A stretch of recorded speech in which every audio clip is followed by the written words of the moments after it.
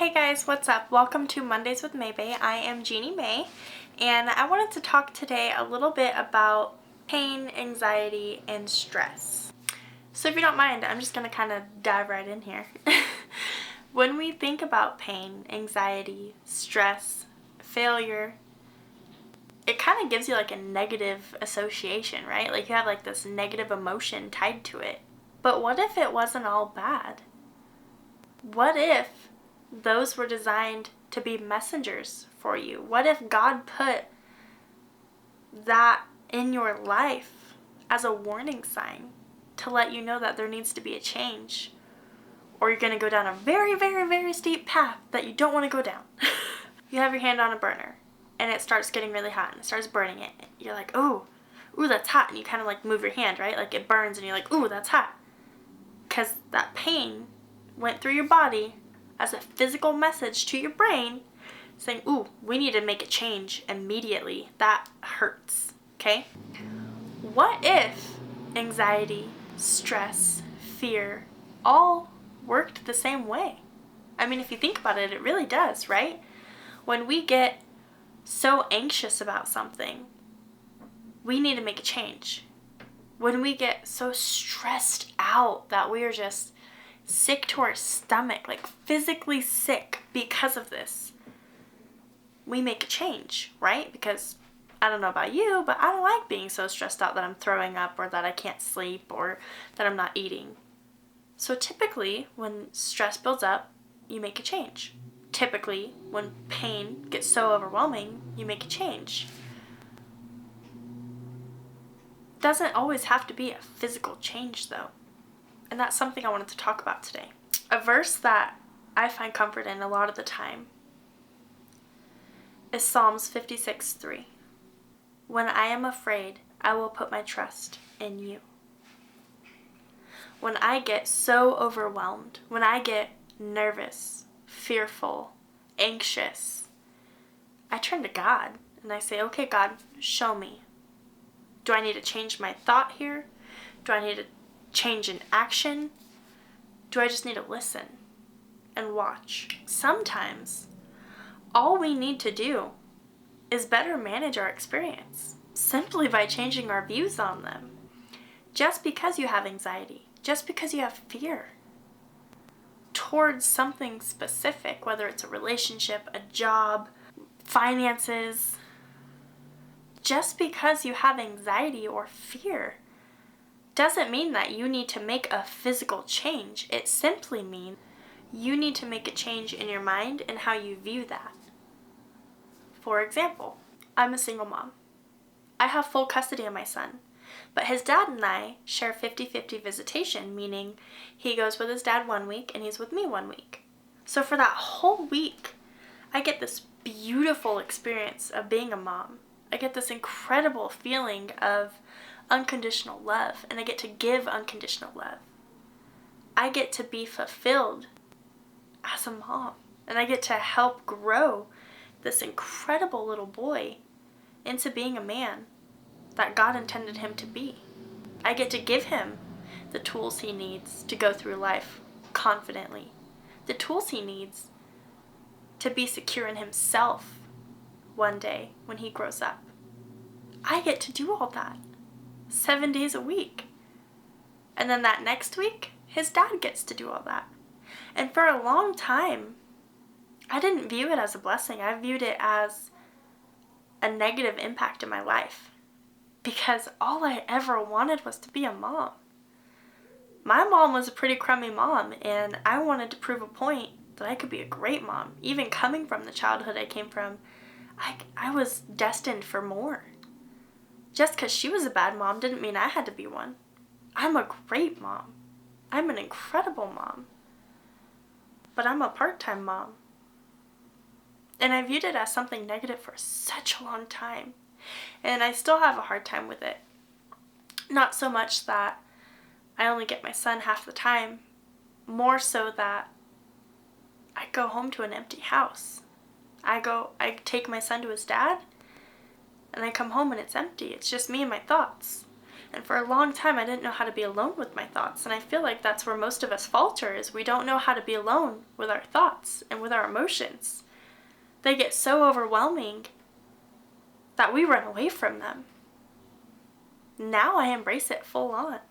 Now I take my son to his dad, knowing that he's going to have an incredible week, that his dad gets to spend that time one-on-one cultivating him and encouraging him from a male aspect, how to be a man and how to grow in today's society. And I get to focus on myself. See, for a long time, all I focused on was coming home to an empty house, and all I focused on was not having my son. But then I learned how to change my thought. I learned how to change my view and my thought process on it. And I get to focus on myself. For those 7 days, I get to grow as my own person. Yes, I'm a mom and I'm a dang good one, but I'm still Jeannie, and I can't forget about Jeannie. And a lot of the times I do. Being a single mom that has to share my son has been one of the hardest hurdles that I've ever faced in my life. But it's also been one of the most beautiful experiences I've ever faced in my life, because it gave me the chance to be alone with my thoughts, to be alone with my demons, to grow as a person individually, myself, to find myself again in God, in myself, to find my strengths, to focus on my weaknesses, to grow. Now, I take my son to his dad and I go to the gym. Yes, there's still some emotion there because, if I could be with him 24/7, I totally would. But there is some emotion there because it is a little bit of an adjustment still. I'm still coming home to an empty home. But that doesn't mean my heart's empty. It's hard for me, absolutely. But all I can do is change the way I think and change the way I view it. I can choose to focus on the negative and be miserable for an entire week until I get him back, or I can look at the positives. Okay? So when I tell you that pain, anxiety, fear, they might have negative emotions associated with them, typically, but that doesn't mean that they're all negative experiences. Yes, there's pain when I drop my son off. Yes, there's anxiety because I don't know what they're going to do all week and I have no control over it. Yes, there's stress. But those are helping me be a better person on my own. I don't have to make an immediate change or a physical change. I simply have to change the way I view it. I'm able to focus on myself. I'm able to focus on my business. I'm able to do whatever I want for 7 days. If I want to run rampant and go to Hawaii, I can. I feel like a lot of the times as parents, we lose ourselves in our children. A lot of the times when you're married, you lose that relationship with your spouse because you're so focused on your child. I know I did. When I got divorced, I didn't know who I was anymore because I was molded into being this wife, this ideal wife, this mother. I didn't know who Jeannie was, and it took me a couple years to figure out who I was again. But now, I'm strong. I'm a strong-minded, strong-willed, brave woman, and it's going to take a hell of a man to break that down again.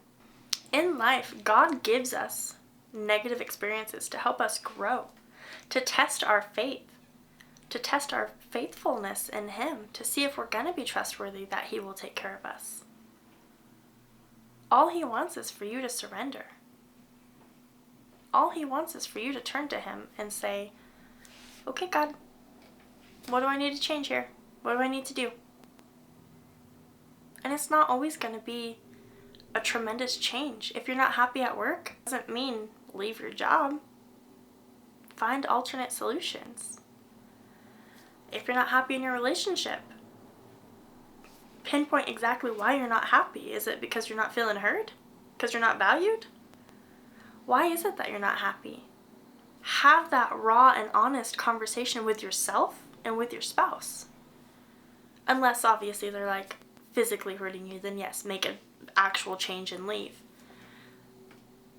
But if you don't feel valued, if you don't feel heard, if you don't feel appreciated, those are all things that if they go unnoticed or untalked about, eventually will lead to something catastrophic, and it will be an abrupt change.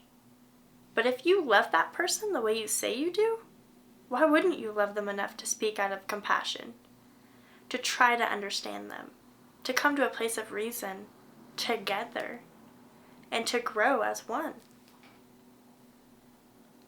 If you have pain with a loss in your life, I just lost my foster mom. Yes, it was painful, but it was also beautiful. And I know that sounds absolutely crazy, right? But pain doesn't have to be bad. We grow so much as individuals through pain. With the loss of my foster mom, I realized that in a hard time, I can turn to God. That I will turn to God. That I'm strong enough to turn to God. I've always looked at faithful, courageous women and said, man, I would love to have the will and determination to turn to God in a time of need. And I realized that that's who I am today. Through the loss of my foster mom, I know that I am strong in my faith. I didn't turn to drinking and partying and losing myself, fulfilling other needs or whatever people do. I turned to God, and I turned to people that I know can comfort me in a time of need, and I said, okay, God, help me get through this. Though I walk through the valley of the shadow of death, I know I'm not alone. You are not alone. God does not want you to suffer. He does not want you to fail. But He does want you to surrender, and He does want you to turn to Him. So yes, He's going to throw warning signs at you. Yes, He's going to put you in uncomfortable positions and situations. But that's only to test your faithfulness. That is only to see if you are willing to make the change in your mind and are willing to allow Him to enter your life through that change, through that uncomfortable circumstance. Be strong and do not fear, for your God will come. Isaiah 35:4. I mean, what more reassurance do we need? Yes, you may feel alone. Yes, you may feel unheard in your relationship. You may feel unseen. You may feel unvalued at work. You may feel hurt from a loss, or you may feel like you're going through all this suffering. But God will come. Listen when He gives you those warning signs.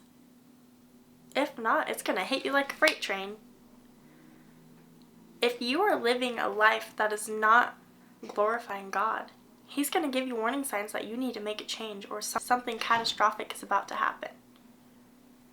If you're doing drugs, if you're drinking, if you're stealing and vandalizing and all of these things, which yes, I've been a victim of myself, but I went to jail because of my choices. I didn't listen to the warning signs. I knew in my head that what I was doing was not right. But I felt like I was finally seen in a relationship, when the reality is that wasn't it at all. I was being used. They saw that I had something that could benefit them, and in turn I was being used. And God tried to give me warning signs that I ignored. And instead of listening to them, I pushed them off, and I ended up in jail. I ended up with a record on my name because I didn't listen to God's warning signs. Following up with that, I got out of jail. And I was doing good for a while. And then I kept drinking. I was being reckless. God tried to give me warning signs, and I ended up pregnant with a beautiful baby boy. Yes, the best thing that's ever happened to me. But I wasn't ready to be a mom. I was not ready to settle down. In turn, God made me settle down. He said, if you're not going to listen to me, I'm going to make you change your life. And He did. But with that was the best thing that ever happened to me. I was told I could never be a mother because I do have medical issues. And I was like, okay, I accepted that that was my fate. But God had a different plan for me, just like He has a different plan for you. So yes, pain is hard. Anxiety is hard. Depression is hard. Fear is hard. And although they may have a negative association, I can guarantee you right now that that change is going to affect your life in such a beautiful way. Even if it's simply just changing your mind. Even if you are so hurt in your relationship, it's pulling towards the relationship ending. Maybe all you need to do is just change your way of thinking and say, okay, I love this person. How can I better serve them? How can I make them feel heard and in turn glorify our relationship to God? I say I love them, how can I prove it? I say I love my job, how can I prove it? With that, if your energy is pulling you a certain way, listen to it. That is the universe, that is God, call it whatever you want. That is a greater good telling you what you're doing is not right, or that you're not in a good position. I didn't listen to mine, and I ended up in jail over it. All I had to do was evaluate myself and say, okay, something needs to change. What needs to change? Do I need to change my attitude towards this? Do I need to change my energy? Do I need to change a factor in my life? Do I need to make a change physically and leave? What do I need to change? But instead I said, I kind of like being seen, appreciated, only to find out I wasn't any of that. I was being used. Learn how to be alone with your thoughts, and that will change everything. Learn how to be comfortable with yourself and with your feelings. Learn how to embrace the suck. I know that sounds crazy, but when you're having a bad day, like I was having a bad day, sit down and say, okay, I notice I'm having an off day. Maybe I'm not energized, maybe I'm not motivated, maybe I have a crummy attitude towards people. Okay, when you notice that, whatever it may be, sit down and say, what needs to change? Why do I feel this way? Acknowledge your feelings, acknowledge your thoughts, embrace it. When you see that pattern, embrace your feelings and then say, how do I go up from here? How can I improve from here? What do I need to do to change my day around? Even if it's just a mental thing, like all of these things are coming at you left and right, okay? You left your coffee at home, you were running late, you left your keys, you forgot to take the trash out, whatever it may be. Change your thought on it. Maybe there's your friend opened a coffee shop downtown and that finally gave you the opportunity to go support their business and get a coffee.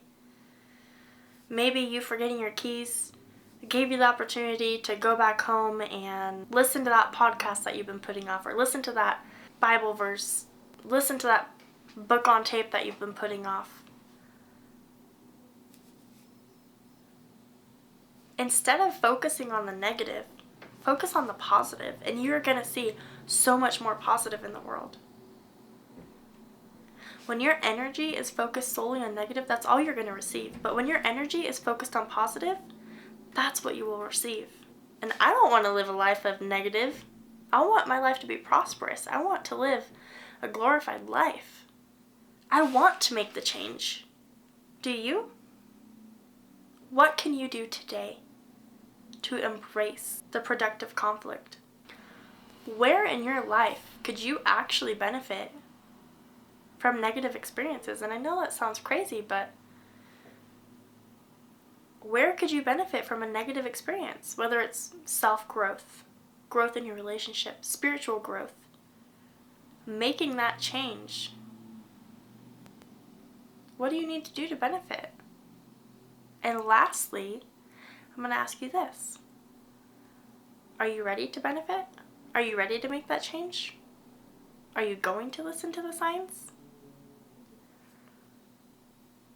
That small change that you've been avoiding could lead to a lasting breakthrough. And I hope that you understand the power of your thoughts. Sometimes we need to make physical changes in life, but most of the time we just need to change the way we view things. You would be so surprised at what all is possible if you just change the way you view things, if you change your perspective on things.